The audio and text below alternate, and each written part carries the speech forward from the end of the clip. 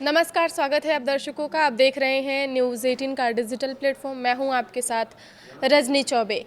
बिहार की राजनीति में मुख्यमंत्री पद को लेकर चल रही अटकलों पर अब विराम लग रहा है।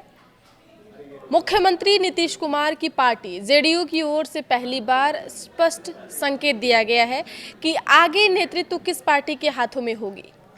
जेडीयू के वरिष्ठ नेता और मंत्री विजय कुमार चौधरी के बयान ने बिहार की सियासत की तस्वीर साफ कर दी है।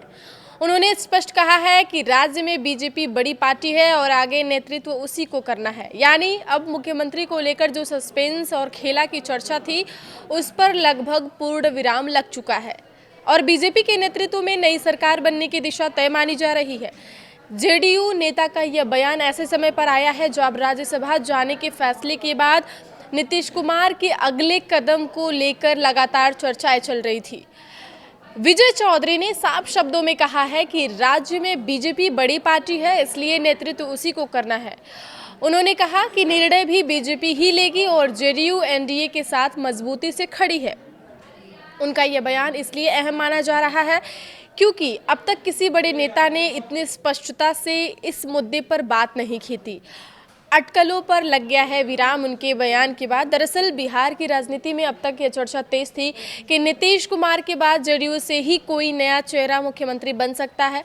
पार्टी के कुछ नेताओं द्वारा नीतीश के बेटे निशांत कुमार का नाम भी उछाला जा रहा था, लेकिन नीतीश कुमार के बेहद करीबी नेता विजय कुमार चौधरी के बयान के बाद इन सभी अटकलों पर लगभग विराम लग चुका है।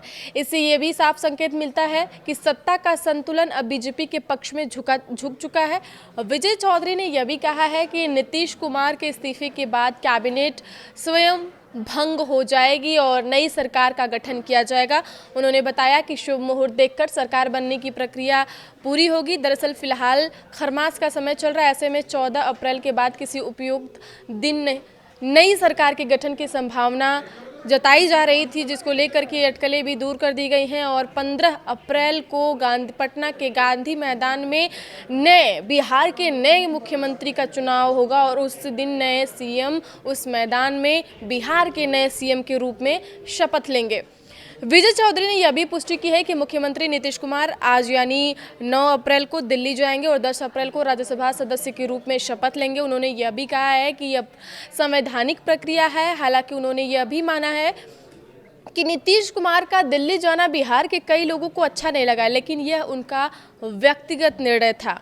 तो आज इस्तीफा देने के बाद कल राज्यसभा में नीतीश कुमार राज्यसभा का जो पद है उस पर वो शपथ ले लेंगे और 15 अप्रैल को बिहार के नए सीएम का ऐलान हो जाएगा। बिहार का नया सीएम बन जाएगा। बिहार को नई सरकार, नई कमान, नया व्यक्तित्व का इंसान मिलेगा।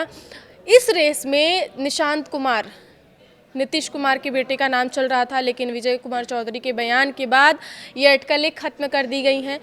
ये साफ तौर पे देखा जा रहा है कि अब बीजेपी का ही कोई नेता बनेगा बिहार का सीएम और इस रेस में सबसे आगे चल रहे हैं सम्राट चौधरी। फिलहाल वो डिप्टी सीएम हैं बिहार के और उन्हें ही माना जा रहा है, ऐसी अटकलें लगाई जा रही है कि उन्हें ही बिहार की कमान दी जाएगी। वो बनेंगे बीजेपी के वो नेता हैं, इसलिए उन्हें बीजेपी की तरफ से ये चुनाव किया जाएगा कि बिहार के जो नए सीएम हैं वो सम्राट चौधरी ही बनेंगे।